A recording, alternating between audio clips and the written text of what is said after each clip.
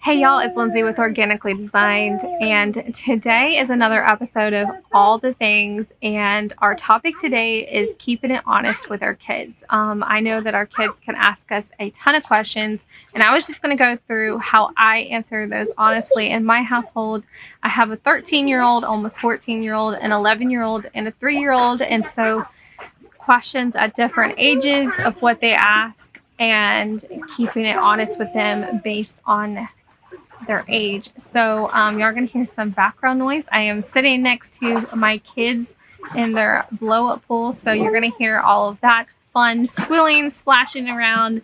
I'm sitting outside on our deck today underneath our umbrella. It's a little cloudy, but still nice and warm and humid here in North Carolina. So let's get started on talking about this topic of keeping it honest with our kids. I want to make sure that I preface this with the fact that I am not a professional. I am someone who works in juvenile justice, but I am not a counselor. I am not a psychologist, and by no means any sort of other professional in the realm of child psychology or anything that works. This is merely my opinion, 100% my opinion. You can take from it what you may. Y'all may disagree with me, you may agree with me, and you may even be more brutally honest than I am, but this is just my opinion, and we'll just keep it nice and friendly here. If you disagree, that's fine. I love to talk with people who have difference of opinions. It's not a place to argue anything about that, because we all know what is best for our own kids and our family and ourselves. So that is the number one most important thing, is that you keep it organic to your family and yourself. So just wanted to preface that. So if y'all see me looking down, I am reading from some notes because I wanted to make sure that I kind of covered a little bit of everything. So I didn't memorize everything, because if I don't have notes for me, I will go off onto long tangents. So I don't want to have to put y'all through that. So first thing is, kids ask a lot of questions, and sometimes those questions are extremely tough. I feel like nowadays kids ask even more questions that are really hard for us parents to kind of navigate and answer correctly,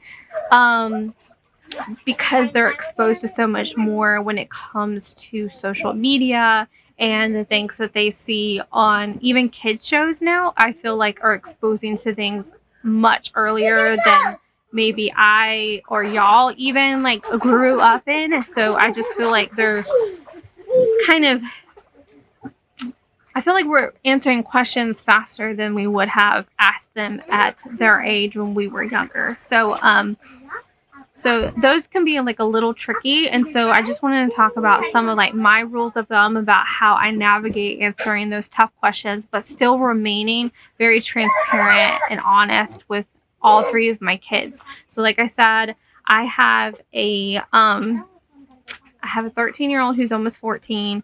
I have an 11-year-old, and then I have a 3-year-old. So answering those questions depending on each kid is going to be based on their age and on their level of maturity, because just because my 11-year-old may handle something doesn't mean someone else's 11-year-old would be able to handle it, and vice versa. So everyone's kids are different maturity wise and what they can handle, and you know your kids, so you know how to tackle those questions the best.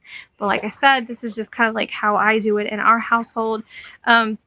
I always believe that being honest and the answer fits the understanding of the child, like I said. So the understanding is based on their maturity level and what you know that they can handle as far as information. And, my middle daughter, she can handle a lot more mature information. She processes it very differently. And whereas my older daughter, some of that information was held off from her for a little bit longer because she doesn't process it the same. She can't handle it as well as the 11-year-old is. And that's just because, not because one's behind the other, but simply because they are two different kids. I'm sorry, my kids are playing in the background here. So you know your kid, you know what your kid can handle, you know what your kids understand. And so just because you do one thing with 1 at 8 years old doesn't mean the next one coming up would be able to handle at 8. It might be a conversation that you have at 10. So that, of course, you keep it naturally organic to your family and yourself, because you may not be comfortable with answering that with an 8-year-old, and that's completely fine. That's something that you're like, okay, that would be something I'm going to address at 10, 11, 12. Or you may be like, okay, I really want them to hear all the scientific facts of it, so maybe I'll have them watch like a video, or just have them taking those classes at school, which they do in, I think, 4th, 5th. For most students, it's from 4th to 7th grade are like the main age groups that a lot of those puberty and sex education classes come into play with school. And I know they touch on it even more, of course, in high school, but the initial introduction, I think, is normally in 4th and 5th grade for puberty, and then in middle school for sexual education. When it comes to terminology for different topics, like the really tough ones, and we're talking about like the puberty questions, the sex education questions, I have started, like, even my 3-year-old from a young age, like even when he discovered his anatomy, I have always used the correct terminology. So from the beginning, he's known what the proper name is, and I'm not going to say it. I know it makes some people uncomfortable, and that is perfectly fine. I believe that using proper terminology makes kids less ashamed of those body parts that they have. It also makes it to where they have that in itself, like, builds more confidence for them, and they understand that that is my body part. That is not a body part that someone else needs to be touching, unless I've given permission. And we then talk about, when it gets older in the puberty stage, we talk about when it's appropriate to let someone do that. And so that's like another tricky thing. So I feel like kids should know the full functionality of their body parts at different ages. So my son, my 3-year-old son, knows that part of his anatomy is used to go to the bathroom. My 11-year-old daughter knows the full names of her anatomy and things, and then what she will be going through probably in the next couple of years as far as puberty and what all of those body parts do.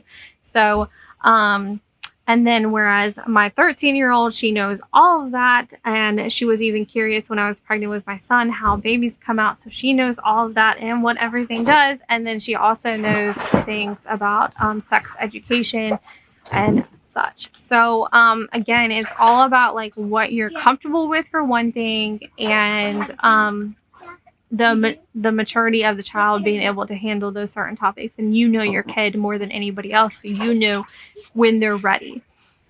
Okay, so going back to the terminology and using proper terms, why I always use proper terms and have from the start. I do not give body parts nicknames. And the reasoning for that is, one, I don't want them to feel ashamed of any sort of body parts. I want them to be confident in their full selves, and I want them to be able to know the safety. So when I was talking about when it's okay for someone to touch you and when it's not, I really go thoroughly into explaining, okay, like doctor's visits that you have to go through as someone who's gone through puberty and who is older, more into the high school age. And that's my personal opinion. Of course, like, everyone's going to take their child to the doctor at a certain time for things like that.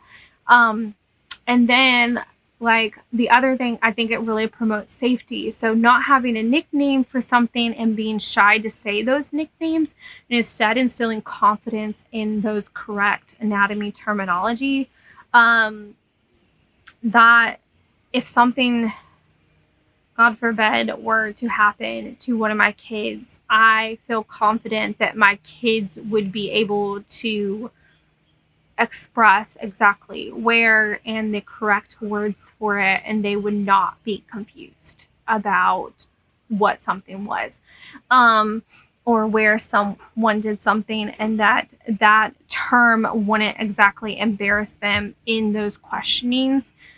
So with everything that goes on today, you have to kind of like prepare your kids for that.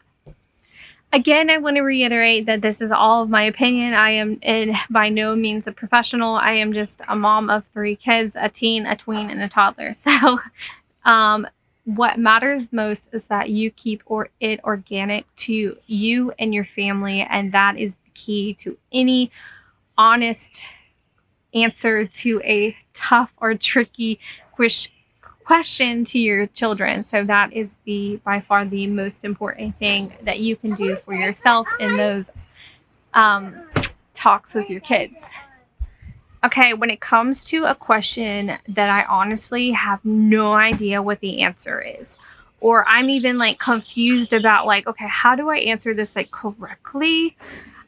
I'm going to tell them, I don't know. And if they really, really push and want an answer, then I'll be like, okay, let's look it up together and we'll discover the answer together. Because sometimes they ask questions and I'm like, what in the world are they talking about? So, yeah, I just stay honest. I don't know. Let's look it up. So that's what I do as far as that. And another thing is that sometimes as parents, we just honestly cannot give them the answer to a question. And it's not because we don't know, it's because it is an answer that we know that our kids cannot handle the answer to, or it is something that is an adult topic. And when it comes to step parenting, co-parenting, y'all kind of understand that there's some things that you just cannot discuss with your kids. And even if you are with bio mom and bio dad, or mom, dad are together, there's just some things that you're like, okay, they don't need to know this part of our lives. They don't need to know this part of life yet. So I simply tell my kids, and I'm honest, that at this time, that's an answer I cannot give you. And they'll be like, oh, because you don't know. No, I do know. It's just that it's not something that is something that we need to talk about at this time. When you get older, that is something that we can discuss later. But right now, that is not something that I'm willing to have a conversation with you about at the moment. So, but if there's an aspect of the question that I could answer to just mildly satisfy their curiosity, I will touch on that. But in the full scope of the question, if it's too adult for them, if it's a topic that they don't need to know the answer to, or it's just not something I'm comfortable having a discussion with them about, which doesn't happen too often, it's mainly when it comes into our step parenting, co-parenting roles in the family. So some of those things are just off-limit conversations that me and my husband has discussed with each other. And you and your partner may have those topics too that you're like, absolutely not at this age. They need to be this age when that happens, or it just does not need to happen. Like finances. Finances is something that we are not willing to talk to our kids about. This is something that they don't need to be concerned about money. They need to be taught to learn about money. So if they ask me about finances, I'm like, okay, like, although I can't talk to you about our finances and bills and all of that and how much we make, and that's just not something we want to talk about, let's talk about, how you can start building your finances as a child. So that is something that they can work on with chores. They can earn money. They can make little accounts at local banks and things that will build, gnats. That will build some savings and interest over time, so we can kind of discuss those things with them if it's like a financial conversation. But y'all kind of know, based on what you've discussed with your partner, you kind of have an idea, okay, this is a no-go zone, but I can revert it to this topic.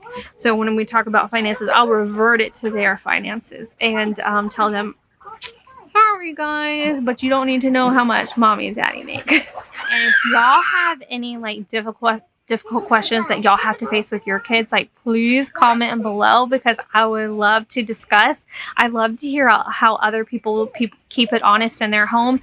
Like I said, there is nothing wrong with how anybody answers questions, because everybody's going to do it a little differently. And Okay, so I know that that anatomy topic is one of those things that is like really difficult, and all of these are like really tricky questions, but we're gonna move on to the last of the tricky questions that I normally have to answer with my kids that can be a little difficult. Oh, and that is just questions that are just plain freaking uncomfortable to answer. It could be like personal questions about yourself or your partner or about a friend or something like that, and you're like, oh my gosh, like how in the world am I supposed to answer this right now? And I think the like most important part, even if it's something that you can't really talk about with your kids in the moment and they're not quite ready for, like again, you can pick something out of that question that maybe like you could discuss with them. But I think the most important part is that your kids don't see that you're uncomfortable. So I feel like whenever your kids see that you're uncomfortable, it kind of deters them from asking those tough questions.